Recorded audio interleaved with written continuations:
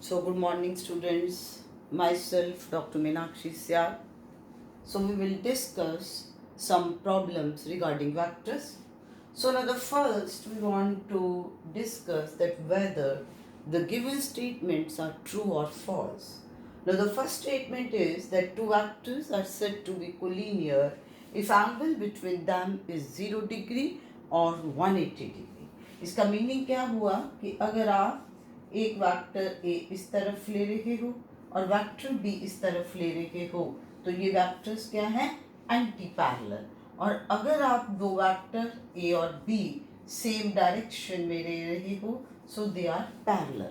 तो इन दो वेक्टर्स को हम हमेशा क्या बोलते हैं, कोलिनियर वेक्टर्स। सो इसलिए ये स्टेटमेंट फर्स्ट आपके पास होगी true. Now the second problem is that A cross B is perpendicular to both vector A and vector B. हम जब क्रॉस प्रोडक्ट की बात करते हैं तो उसमें हम क्या कहते हैं कि A cross B is always perpendicular to the plane containing two vectors A and B. तो इसका क्या मीनिंग हुआ कि naturally if the two vectors A and B are lying in one plane, let's say कि ये मेरा हाथ है इस प्लेन में है तो A cross B इसके perpendicular है, तो that means obviously A cross B will be perpendicular to both the vectors which are lying in this plane. So that means this statement is also true.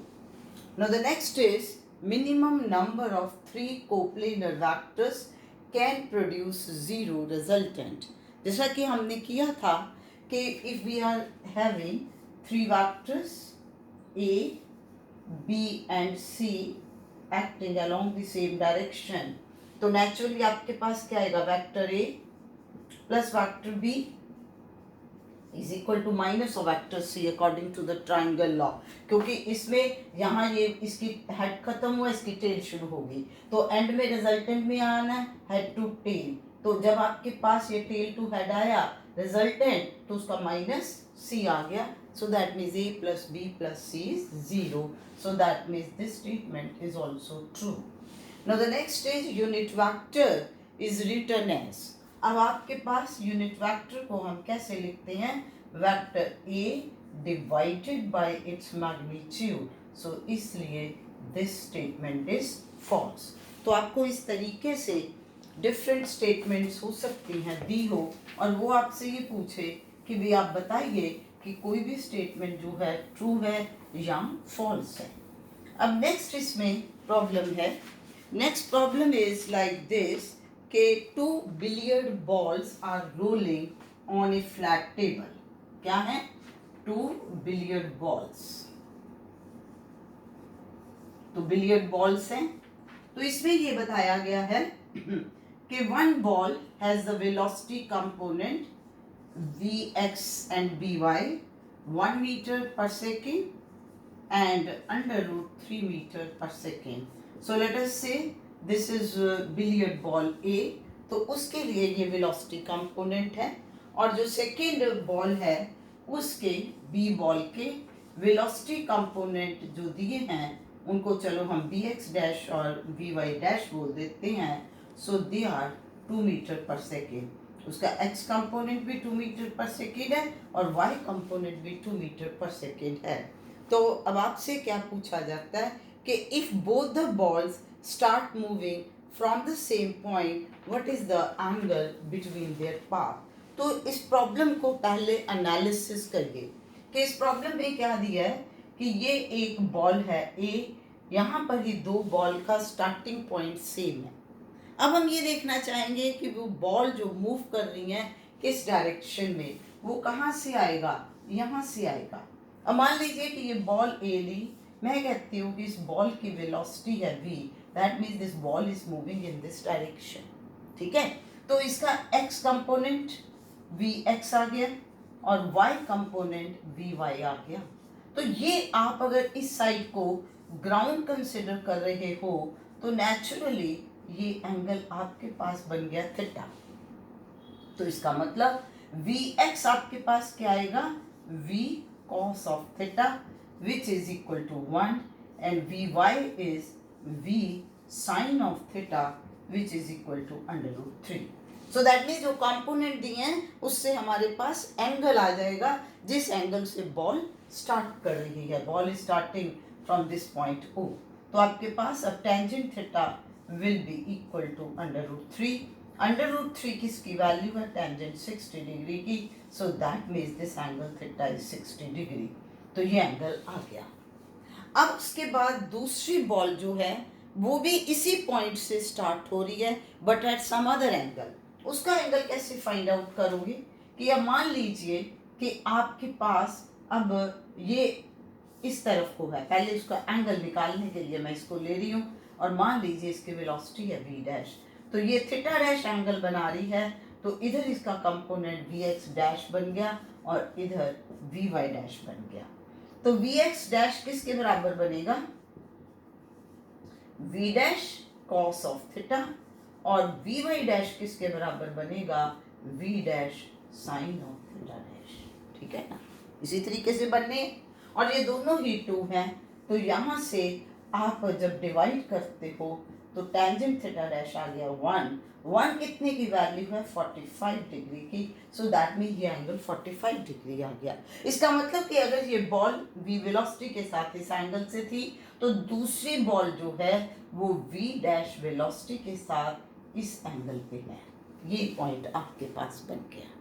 तो आपने हमेशा problem का analysis लेना है. तो अब उस एनालिसिस में भी ये पॉइंट अब क्लियर आ गया कि you can take if theta is the angle which the direction of the ball makes with the floor, then tangent theta is given by vy by vx. तो अब ये एंगल थीटा हमारे पास था 60 degree, ये 45 degree है. तो दोनों balls के बीच में कितना एंगल आ जाएगा? 60 minus 45 that is equal to 15 degree. तो इस तरीके से हम इस प्रॉब्लम को सिंप्लीफाई कर सकते हैं, सॉल्व कर सकते हैं. जब भी कोई न्यूमेरिकल प्रॉब्लम सॉल्व करना है, first we have to apply the concept of the physics. और उसके बाद है कि यहाँ पर हमें उसको सिंप्लीफाई करने के लिए मैथ्स की ज़रूरत पड़ेगी. नाउ द नेक्स्ट इज कि if unit vectors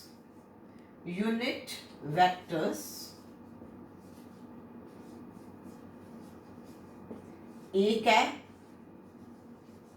and B cap are inclined at an angle theta. Are inclined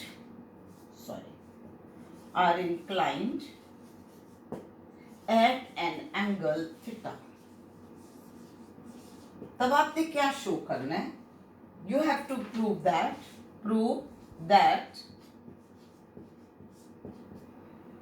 modulus A vector minus B vector is equal to 2 sin of theta 2.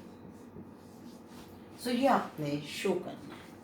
अब इसमें ये problem क्या है कि the two unit vectors A cap and B cap are inclined at an angle theta. इसका मतलब ये हो गया कि अगर मान लीजिए आप इस डायरेक्शन में A cap ले रहे हो तो ये B cap है. और ये भी कोई ज़रूरी नहीं कि इसको एक्स एक्सिस की तरफ लेना. You can also take this is A cap and this is B cap. इस तरीके से ले लेते हो और इनके बीच में ये एंगल थीटा है. अब आपको प्रूव क्या करना है, शो क्या करना है कि this modulus is equal to 2 sine theta by 2. इसको कैसे करेंगे कि अब आप कंसिडर करिए, एक साइड को ले लेते हैं, उसकी वैल्यू कैलकुलेट कर लेंगे. तो you take this thing A modulus minus B modulus.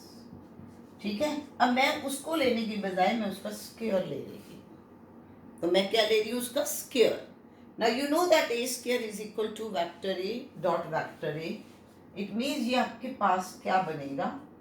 A minus B dot A minus B. तो ये हमने सिंपल लगा लिया कि A square is equal to A dot A. अब आप सिंपल डिस्ट्रीब्यूटिव लॉ लगाओगे तो it is A dot A minus A dot B then minus B dot A plus B dot B. Simple. पहले A को A से किया, A dot A, then A को B से किया, माइनस का साइन ए डॉट बी, तब B को ए से किया, B dot A, then minus minus plus हो गए। अब आप देखिए ए डॉट ए की वैल्यू क्या आएगी, जरा इधर कैलकुलेट करके देख लो। Now first vector is 1 and the second vector is 1, magnitude 1 unit vectors हैं, और वेक्टर के साथ ही कितना एंगल बनता है, 0 degree cos 0 degree is also 1, so that means A dot A is 1। Then A dot B, अब ए डॉट बी किसके बराबर आएगा, तो अब आप देखिए जब आप ए डॉट बी लोगे 1 इंटू 1 दोनों की magnitude cos of the angle, और इनके बीच में एंगल कितना है, theta, so that means A dot B is equal to cos theta. तो इसलिए मैं इसको क्या लिखूंगी, 1 minus cos theta, then minus, तो इसी तरीके से बी डॉट ए क्या आएगा, it will also be cos theta and B dot B will be 1। तो ये आपके पास क्या बन गया, ये आपके पास बन गया 2 माइनस 2 कॉस ऑफ थीटा। इसमें हम 2 बाहर कॉमन ले लेते हैं, तो ये अंदर आपके पास बन गया 1 माइनस कॉस ऑफ थीटा। अब इसको सिंप्लीफाई करना है। सिंप्लीफाई करने के लिए हम यहाँ पर ट्रिग्नोमेट्री लगा रहे हैं। क्या ट्रिग्नोमेट्री, आपको इसमें फॉर्मूला याद होगा कि cos 2a is 1 minus 2 sine square A. Trigonometry में हम ये लिखते हैं। तो अब अगर मैं इस एंगल को थीटा ले लेती हूँ तो इधर एंगल क्या आ जाएगा, थीटा बाई 2, क्योंकि अगर इधर 2a है तो वहाँ a है, तो cos थीटा किसके बराबर हो गया, 1 minus 2 sign square theta by 2। तो मैंने पहले आपको कहा था कि हमें पहले फिजिक्स अप्लाई करनी है, यहाँ तक मैंने इस पे फिजिक्स ही अप्लाई की है, लेकिन अब सिंप्लीफाई करने के लिए मेरे को मैथ्स पे चलना है। तो अब ये देखिए, ये आपके पास बन गया 2 into 1 minus 1 plus 2 sign square theta by 2 हो गया ना सिंप्लीफाई, कि ये 1 से 1 कैंसिल हो गया। तो what are you getting, 2 into 2 4 sine square theta by 2। तो जब आप दोनों साइड्स पर स्क्वायर रूट ले लोगे, दोनों साइड्स पर क्या ले लिया आपने, स्क्वायर रूट, तो आपके पास a minus b will become 2 sine of theta by 2। So magnitude of this is like this. तो इस तरीके से आप अपनी डिफरेंट प्रॉब्लम्स जो हैं वो सॉल्व कर सकते हो। तो यहाँ तक आप इसकी प्रैक्टिस करिए। In the next video we will discuss further. Thank you.